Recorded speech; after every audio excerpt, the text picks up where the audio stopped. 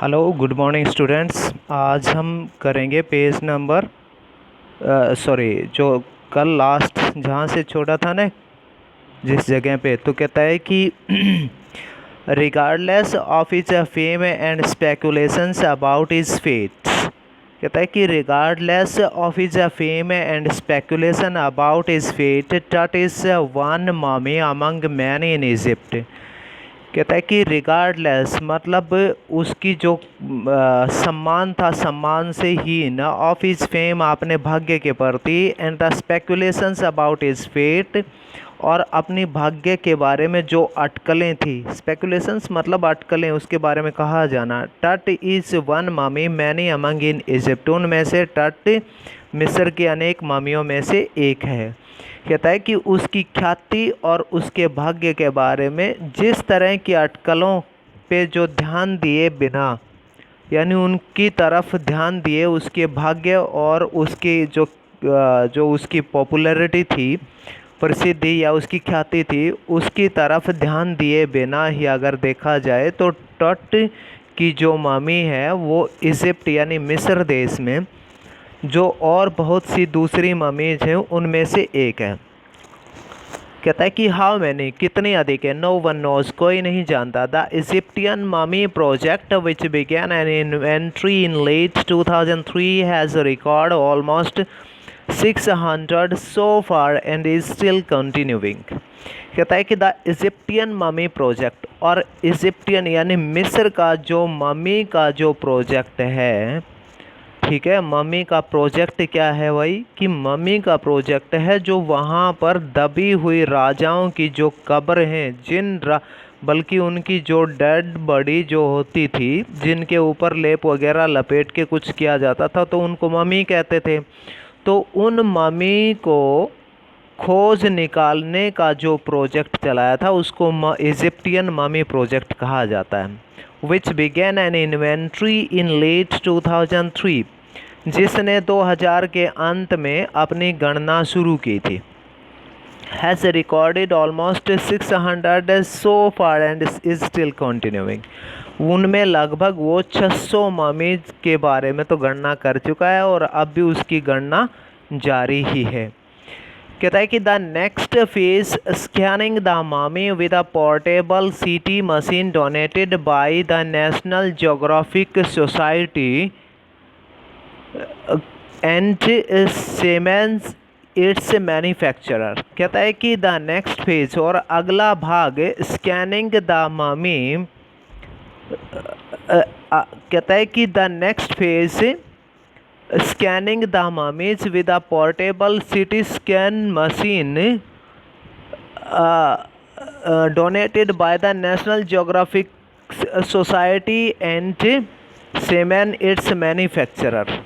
और कहता है कि उसके बाद अलग जो कदम जो था, नेक्स्ट स्टेप अगला जो कदम था, scanning the mummies with a portable CT scan machine, वो सभी एक सिटी स्कैन की मशीन थी, उसके द्वारा उनकी सबकी स्कैनिंग की जा रही थी। किससे?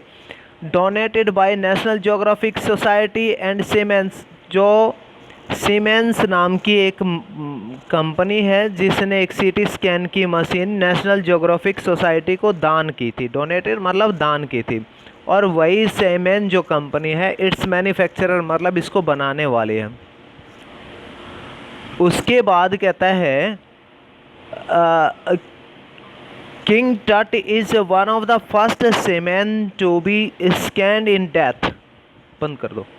कहता है कि किंग टट, राजा Tut is one of the first mummies, राजा टट उनमें से एक पहली ममी है, to be scan in death, जिसकी की मृत्यु के बाद जीवन और मृत्यु उसके बारे में, दोनों चीज़ों के बारे में उसका स्कैन किया गया है, एज इन लाइफ जैसे जीवन के बारे में, ठीक है ना। राजा टट की मम्मी ही एक ऐसी है जिसका जीवन और मृत्यु यानी इन दोनों के बारे में स्कैन किया गया है। मूविंग रीगली अहीड ऑफ हिज कंट्रीमैन, जो अपने देशवासियों के शाही अंदाज को जिसने कि आगे बढ़ाया है। उसके बाद कहता है अ सीटी मशीन ने स्कैंड द ममी, कहता है कि CT machine scan the mummy head to toe. एक सीटी स्कैन की जो मशीन होती है ना, वो किसी भी mummy head to toe, mummy मतलब जो वो डेड बॉडी है उसको। वैसे सीटी स्कैन की मशीन स्टूडेंट्स अगर हम चाहें ना, तो जब कोई स्कैन करना है किसी आदमी का, तो मतलब ऑथर यही बताना चाहता है कि उसका पैर के अंगूठे से लेके सिर तक का स्कैन किया जा सकता है। 1700 digital X-ray images in cross section, जिसकी कि उसने लगभग 1700 एक्सरे जो मशीन थी, सॉरी हाँ उसकी तरह, मतलब उसने क्रॉस सेक्शन में एक दूसरी को क्रॉस करते हुए और लगभग 1700 तरह की उसने इमेजेस उसकी आकृतियाँ ली।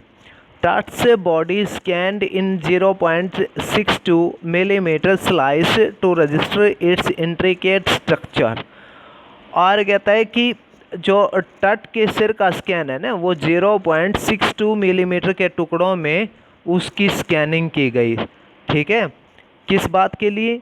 To register its intricate structure. To register जो कि मापने या देखने की या दर्ज करने के लिए, इट्स इसकी इंट्रिकेट होता है कॉम्प्लेक्स मतलब जटिल, स्ट्रक्चर रचना, इसकी जटिल रचना को मतलब जांचने के लिए। Takes an eerie details in resulting image.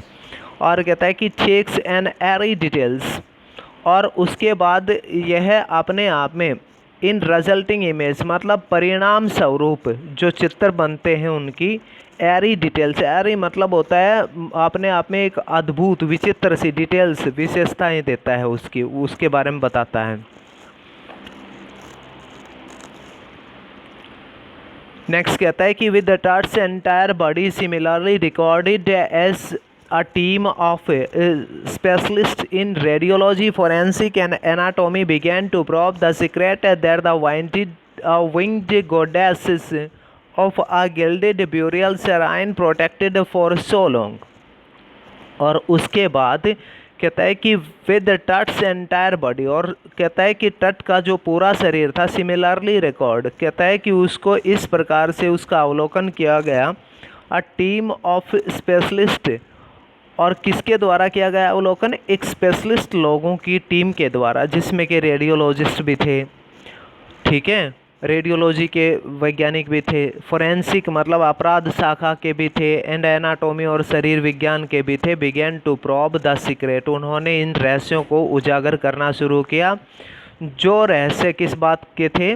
कि दैट द विंग्ड गॉडेसेस, की पंखों वाली देवी, of a gilded burial shrine, of a gilded चमकते हुए सोने से जड़ित ब्यूरियल दबे हुए श्राइन देवी, प्रोटेक्टेड फॉर सो लॉन्ग, जो इतने लंबे समय तक उसको बचा रखा था। यानी उन सभी वैज्ञानिकों ने उसके उन रहस्यों को जांच करनी शुरू कर दी, जिस यानी देवी ने उसको इतने लंबे समय तक बचा के रख रखा था।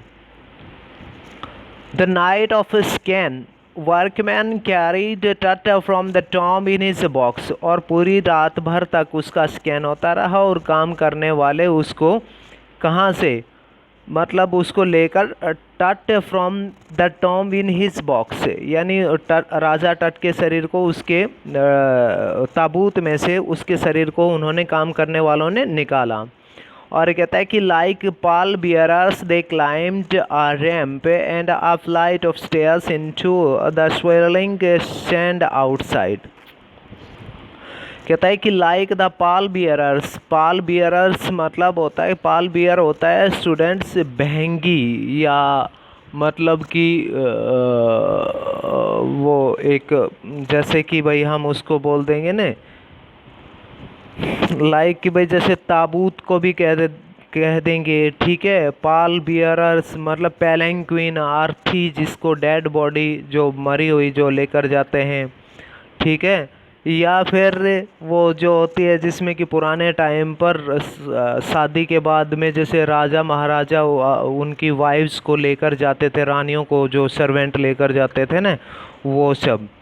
तो कहता है कि जिस तरीके से पाल बियरर्स यानी ताबूत या बहंगी को ले जाने वाले होते हैं, दे क्लाइम्ड अ रैंप, कहता है कि वो एक ढलान पर चढ़े, and a flight of stairs into the swirling sand outside, और कहता है कि फिर सीढ़ी पर चढ़कर बाहर भंवर की तरह चक्कर खाते हुए रेत में आए।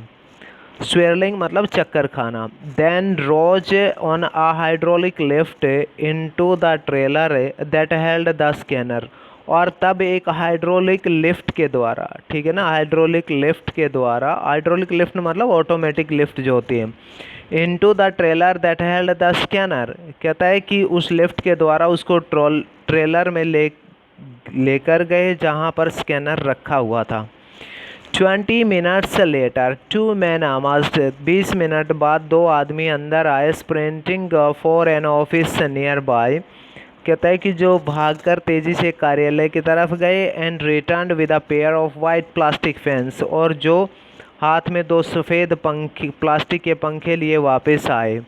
The $1 million scanner had quite because of a sand in a cooler fan, क्योंकि लाखों करोड़ों वाली जो मशीन थी वो क्वाइट मतलब बंद हो गई थी, because of sand in a cooler fan, क्योंकि उसको ठंडे रखने वाले उसका जो अंदर पंखा था ना, मशीन के अंदर जो पंखा था जो मशीन को गर्म नहीं होने दे रहा था, उस पंखे के अंदर क्या हो गया, सैंड आ गई, मिट्टी आ गई, रेत आ गई, जिसकी वजह से वो रुक गया था। Curse of pharaoh joked a guard nervously, किसी रक्षक ने, गार्ड ने मजाक करते हुए, गंभीरता से मजाक करते हुए कहा कि ज़रूर यह फ़राओ का श्राप है। कर्स होता है श्राप, और फ़राओ मतलब राजा या शासक। तो अब उसने curse of pharaoh joked a guard nervously, मतलब उसने बड़ा उत्तेजित होते हुए से ये कहा। उसके बाद कहता है कि eventually the substitute fans worked well enough to finish the procedure, और आखिरकार पंखों ने काम समाप्त होने तक ठीक तरीके से काम किया।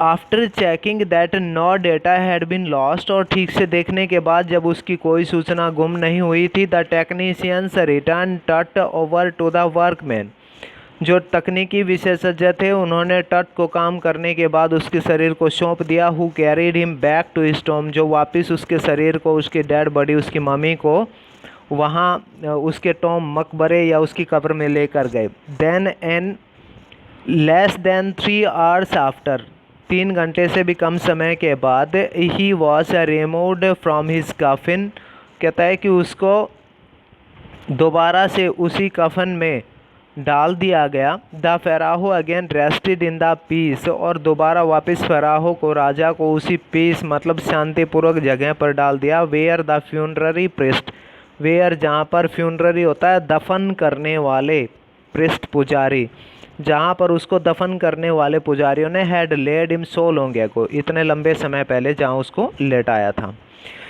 कहता है कि back in a trailer a technician pulled up astonishing images of Tut on a computer screen, कहता है कि back in the trailer a technician pulled, और एक ट्रेलर में वापस आकर एक तकनीकी विशेषज्ञ ने, कहता है कि pulled up an astonishing image, एक बड़ी हैरान करने वाली फ़ोटो ली, of Tut on a computer screen, किसी कंप्यूटर स्क्रीन के ऊपर बड़ी हैरान करने वाली एक फ़ोटो निकाली।